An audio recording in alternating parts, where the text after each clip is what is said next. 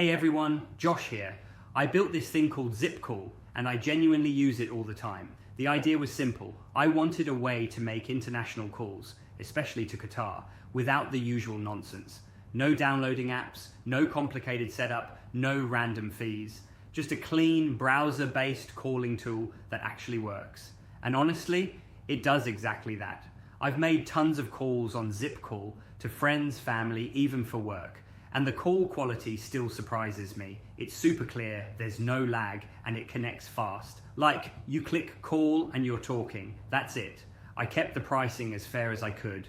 Just a few cents per minute with no weird hidden charges. And yeah, your first call is free. I wanted people to try it without having to commit to anything. It's kind of surreal seeing something I made actually solve a real problem. I built ZippCall to scratch my own itch, and now it's the only thing I use when I need to call Qatar from abroad. If you try it, let me know what you think. I'm always tweaking things to make it better.